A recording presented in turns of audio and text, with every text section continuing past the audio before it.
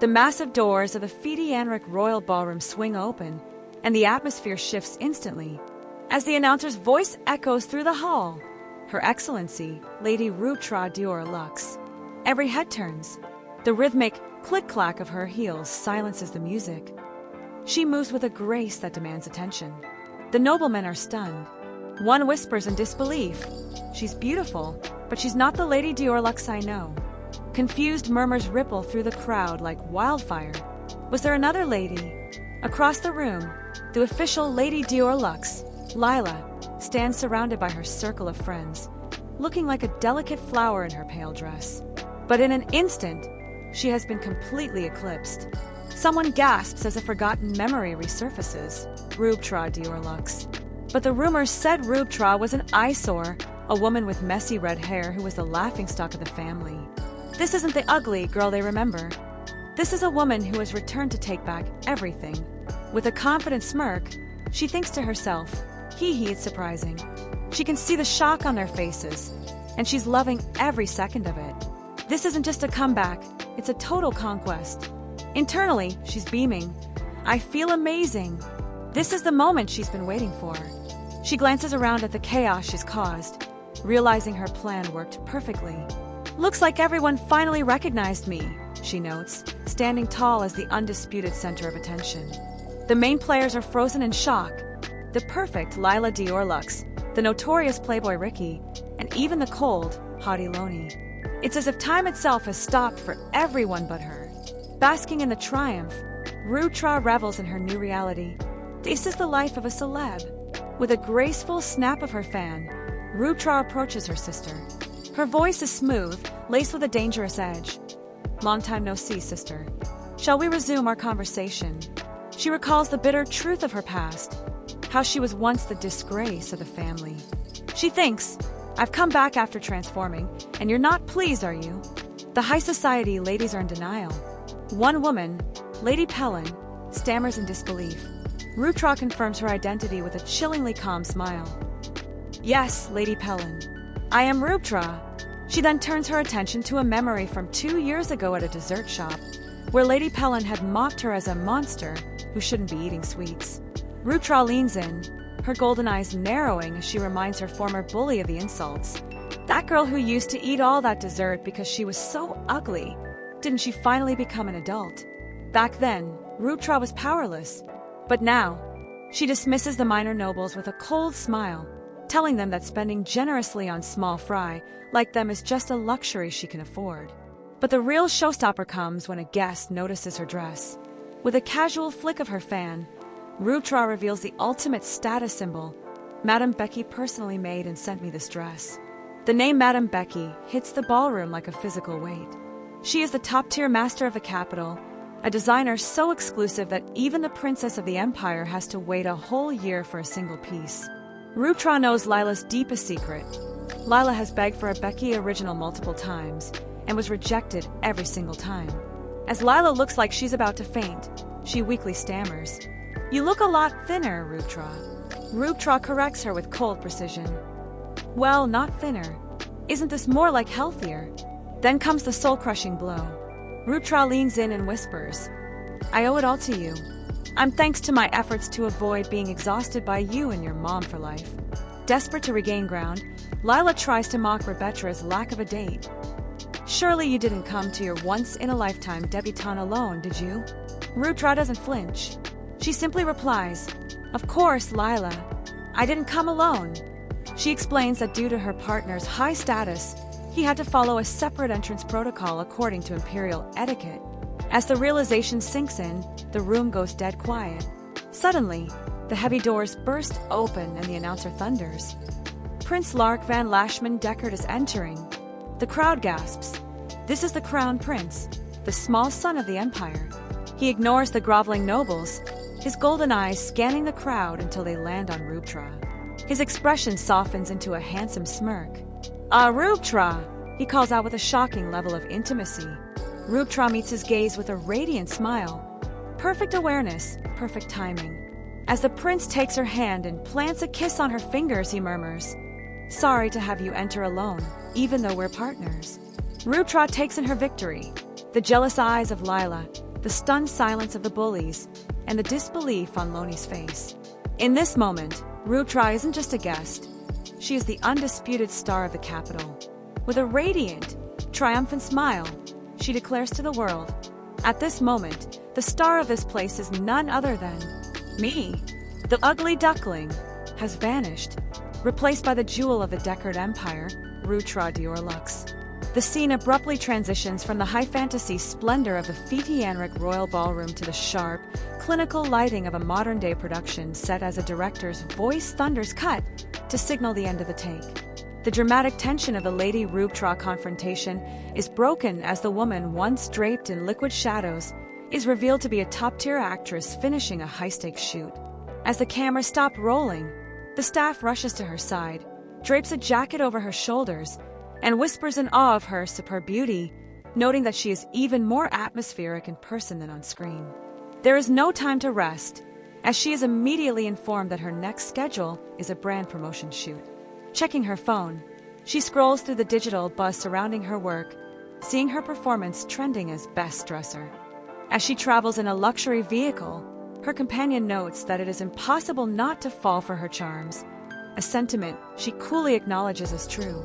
The reality of her modern life is one of immense power and fame. She is Juliette Vandana, a world-renowned icon who has swept the triple crown of cinema, voice, and fashion. Her business, Rubens de Juliette, is worth multi-billions, and she has been recognized by the New York Times as one of the world's top influential young entrepreneurs. However, this perfect life hides a secret. Juliette Vandana was living in Korea until she suddenly woke up in the body of Ruptra. She recalls her killer retirement speech in Korea, where she had moved years ago to retire in her mother's homeland and live a quiet life. After her legendary retirement speech, Juliette Vandana had fully transitioned into her long-awaited life of leisure, becoming a god-tier professional at doing absolutely nothing. She basked in a life of luxury, sharing her peaceful days of rest with her millions of followers online as she prepared for the second act of her life. However, this tranquility was shattered when she noticed a series of unsettling comments on her social media from a user named PigRuptra. The messages were chilling, mocking her beauty and predicting that those around her would eventually hate her. While Juliette initially questioned if this was just a bizarrely dedicated fan or a hater, the comments took a darker turn, with PigRuptra claiming that Juliette had snatched away the life she was supposed to have. Staring at her screen in a dark room, Juliette finds herself unable to shake a sense of unease. She asks her manager to investigate the commenter's details, feeling that something about the situation is far from right. That night, she goes to bed with an uneasy mind, only to wake up in a place that is definitely not her room. Her confusion turns to shock as she is greeted by a jubilant maid and a stern man in glasses who seems genuinely surprised she's awake. When the man asks if she remembers his name, Juliette can only stare in disbelief, her vibrant red hair a stark contrast to the simple nightgown she now wears. She thinks to herself that she doesn't even know the name of the person whose body she inherited. The man concludes that Miss Ruptra has lost her memory due to shock, while Juliette desperately tries to insist she is perfectly fine and asks about her name and hands. Confused and disoriented, she brushes past the concerned maid to find a mirror. The reflection that meets her is a nightmare. She sees the face of a girl with vibrant red hair and a bloated appearance, the very image of the ugly version of Ruptra the nobles mocked in the ballroom. Shocked by her own reflection, the woman realizes with a jolt of horror that she is indeed trapped in this unfamiliar body. She finds the situation utterly ridiculous, lamenting that she woke up only to find that everything about her former self, her beauty, her status, her very life, has vanished. Spiraling into despair, she cries out to the heavens, asking why she is being put through such a trial, before collapsing to the floor in a dramatic faint that leaves her maid panicked and calling for help. When she eventually comes to, she is resting on a sofa as the concerned maid explains that she fell into a pond and only just woke up after several hours. The maid tentatively mentions that something was different about her right before the accident, implying a shift in behavior that led to the fall. Despite her internal chaos, the woman tries to maintain her composure, demanding to know exactly who they think she is and where she currently is. The maid's answer confirms her worst fears. She is in the Deckard Empire, and she is the woman everyone whispers about, the disgrace of the family, Ruptra Diorlux. In the Deckard Empire, 4 major ducal families hold power, and Ruptra is the only daughter of the prominent Diorlux family. Despite her high status, the household's true dynamic is revealed through the staff's gossip. Her sister, Lila, only pretends to care about her to maintain public appearances, while behind closed doors, everyone treats Ruptra as an annoyance and a disgrace. Juliet, now fully aware that she has inhabited Rebetra's body, listens in disbelief as her maid patiently explains her family history, noting that being part of such a prestigious bloodline might not be too bad. The heavy doors of a chamber are kicked open as Lila Diorlux and her companion burst in with obvious hostility. Lila sneers at Ruptra, mockingly asking if she thought causing a suicide scar would actually gain her any sympathy or attention. The pair laughs, with Lila's companion cruelly noting that if he were in Rebetra's position, he would have chosen a cleaner way to end his life rather than continuing to live as such a pitiful sight. Sitting in her chair, Ruptra remains silent, her back turned to them as she absorbs their venomous insults. Internally, she realizes the sheer depth of the total ruin she has inherited. She is surrounded by people who don't just dislike her, they actively loathe her existence. Her own sister, Lila, stands before her, not with concern, but with a sharp gaze and folded arms, cementing her role as Rebetra's most bitter and vocal enemy. The maid tentatively asks if Ruptra remembers these people, prompting a revelation of the family's true hierarchy. The current Duke of Diorlux has 2 families.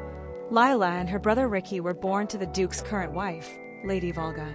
Ruptra, however, is an outsider in her own house, treated not as a sister, but as a disgrace to be mocked.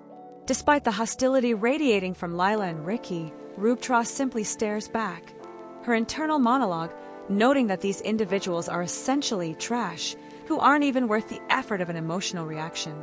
She realizes that the siblings have absolutely no affection for her, and she wonders how the original owner of this body could have lived in such a toxic environment. Lila mockingly questions if Ruptra jumped into the pond just to get attention, but the internal voice of a superstar remains cold and unimpressed. She finds it unbelievable that people who grew up together could bully someone to the point of wanting to die. As she looks at their smirking faces, her patience wears thin. Suddenly, her hand moves with a sharp, lightning-fast motion, startling everyone in the room. Ricky, completely caught off guard, demands to know what she thinks she's doing, while Lila stands by with a mocking, unimpressed expression. Ruptra internally notes that while her original persona was a world-class actress, her current body feels heavy and uncoordinated. She realizes that being a maid in this world means being powerless to help her, but she isn't about to let that stop her. Ricky sneers at her, tauntingly asking where her neck is and suggesting they should try to find the neck. He reaches out to grab her, but Ruptra reacts with a terrifying precision that belies her clumsy appearance. Before he can finish his insult, her hand strikes out like a whip. The room falls into a deathly silence as Ricky staggers back, blood spraying from a jagged wound across his face. He gasps in pure disbelief and agony, "Wow, what the hell?" as he clutches his mangled cheek. Ricky staggers back, clutching his bleeding face in absolute shock while the maid watches in frozen horror. Ruptra stands her ground with a cold, unwavering gaze, thinking to herself that he is so disgusting. She issues a chilling warning. "If you rub this crap again, I'll report you for harassment." Lila, paralyzed by the sudden violence, can only stutter, "What did you say?" as she looks at her brother's mangled face. Ricky, his voice trembling with a mix of pain and rage, can't believe she dared to touch him. He points a shaking finger at Ruptra, screaming that he will tell their mother about what she's done. Ruptra isn't intimidated in the slightest. She simply smirks and tells him to go ahead. Internally, she relishes the shift in power, thinking that if they want to play, she'll show them what real life is like. As she looks at the pair, she realizes the bullying ends here, and the disgrace they once knew has been replaced by someone far more dangerous. As night falls over the estate, Ruptra gazes out the window at the moon, still struggling to process her new reality. Her moment of quiet reflection is violently interrupted when a swirling mass of dark, ink-like shadows suddenly erupts from the floor of her chamber. Terrified and confused, She watches in horror as the black liquid takes a solid form, coalescing into a menacing, humanoid figure that looms over her. She can only gasp in shock. What is that? But the dark mass suddenly dissipates as quickly as it appeared. In its place stands a handsome, silver-haired man with piercing blue eyes. He looks at the trembling Ruptra and calmly asks, "Did you summon me?" Realizing the black monster was actually a person, Rebetra's fear instantly shifts to annoyance. She thinks to herself that she doesn't know the truth behind this sudden visitor, but she's not about to let him intimidate her. With a confident smirk and a raised finger, she decides to play along, resolving to manage the situation with her own brand of flair. As he smiles, he asks her with a smooth, calm voice, "Now then, the face, do you like it?" Ruptra realizes with a start who he is. Lark van Lashman Deckard, the crown prince of the empire. He is widely known as the most handsome man in the entire land, a title that Ruptra internally admits is well-deserved, thinking to herself that his face is definitely my type. She doesn't let his beauty distract her for long, narrowing her eyes as she reaches out to grab his collar, pulling him close with surprising boldness. Her voice is cold and demanding as she looks him straight in the eye and asks, "But you, who are you?" The prince seems amused rather than offended by her audacity, especially when she points out the most baffling part of their encounter. He had called her Juliet just a moment ago. She demands to know how he could possibly know that name, and if he was the one responsible for bringing her to this world. Lark remains maddeningly composed, his expression softening into a faint, knowing smile as he simply whispers, "Yes." He confesses that he has been watching her and reveals a startling truth. He is not merely the prince, but a spirit who has used magic to manifest before her. Disinterest quickly replaces her shock as Ruptra orders him to use that same magic to fix her current predicament and return her life to normal. However, Lark's response is a chilling refusal. He leans in, his voice dropping to a low, melodic tone as he tells her, "It's not possible," explaining that she can no longer return to her former self. As a dark, suffocating aura begins to radiate from Ruptra, Lark reveals the cruel reality of her new existence. Her previous beauty and soul now belong to him as part of a contract. He illuminates a vision of her former, ethereal self held within a celestial void, informing her that the Juliet she once was is now his possession, leaving her trapped in the ruined life of Ruptra Diorlux. Ruptra stares at the mysterious man in disbelief, her mind racing as he confirms the devastating reality. The original Ruptra Diorlux didn't just vanish, she actively chose to swap bodies with Juliet. Juliet's professional composure shatters into a mix of fury and panic as she screams, "Are you messing with me right now?" She is livid that a random girl has effectively hijacked her hard-earned life, fame, and beauty while she is left trapped in this ruined form. Lark, revealing himself as a spirit, explains that he has been watching Juliet for a long time. He confesses that Juliet's previous ethereal beauty and soul now belong to him as part of a contract. Through a shimmering vision, he shows Juliet the moment the deal was struck. Ruptra, consumed by a toxic envy of Juliet's god-tier life, had sought him out to trade her own misery for Juliet's perfection. Ruptra had watched Juliet from afar, obsessing over how different their lives were despite Juliet being an ordinary human. The realization hits Juliet like a physical blow.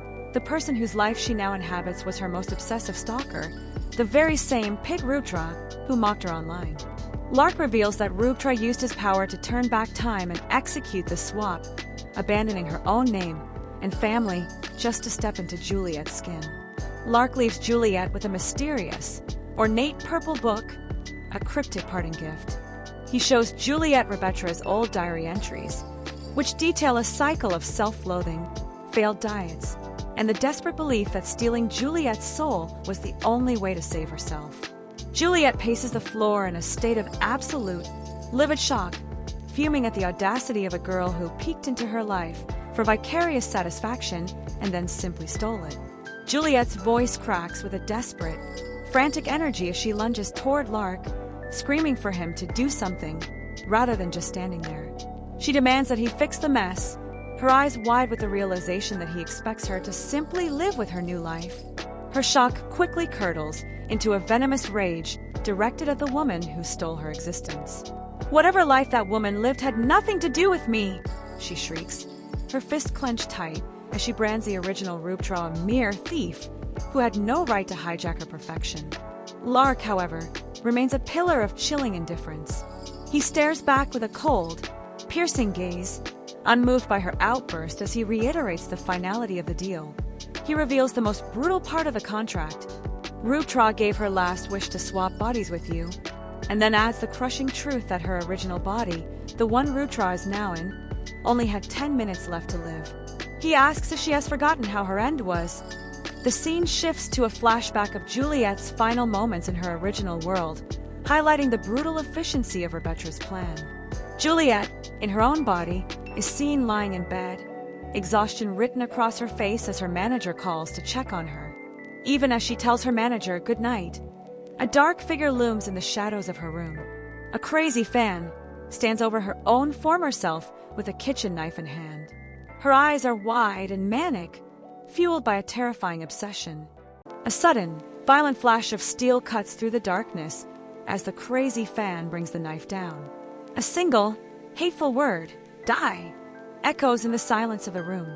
The blade finds its mark, and the scene is consumed by a sickening splatter of blood across the floor. As the memory of the murder fades, Juliet is left trembling in the present, her hand clamped over her mouth in absolute horror. The sickening truth finally settles in her gut like lead. The person she was, the body she spent her entire life perfecting, is dead. She gasps for air, her eyes wide with a newfound terror as she realizes the depth of the trap she's in. Lark looks down at Ruptra with a chilling finality, stating that there is nowhere left for her to return to because her original body has already been disposed of. He tells her she should simply enjoy her new life, explaining that he had been watching the original Ruptra for a long time. He recalls her standing by the pond, whispering a wish for Juliet to be happy because she was living so earnestly in her own misery. In a flashback, the original Ruptra is shown near the water, watching as Juliet was about to be stabbed, terrified because she cannot swim, yet she is driven by a manic obsession to save Juliet. She begs Lark for a last wish to save Juliet, prompting him to explain that he would have to turn back time in that world to fulfill it. The original Ruptra, clinging to him, insists she doesn't want the glamorous Juliet to suffer for her own stupid and miserable life. However, the flashback reveals a darker side as she screams about the unfairness of their lives and agrees to swap her soul with Juliet's. Lark warns her that the swap must happen immediately before Juliet's breath stops completely. Returning to the present, Juliet is overwhelmed as she realizes the original Ruptra intended to put Juliet in her place. She apologizes to Lark for yelling at him earlier. He tells Juliet that she will be much busier now and encourages her to make a wish, noting that Rebetra's own wishes have already been exhausted. Juliet looks at the remnants of Rebetra's past, the shoes, the exercise equipment, and a diary filled with self-loathing entries where she called herself a worthless person who just wanted to be loved. Despite her anger at being trapped in this ruined life, Juliet's professional resolve begins to take over. She declares that she will handle it, resolving to lose weight and exercise as she takes control of her new form. She acknowledges that the original Ruptra was kind yet insane enough to prefer death, and she determines that these choices have ultimately given her a new life to lead. Comment for part 2. Please like, subscribe, and hit the notification bell.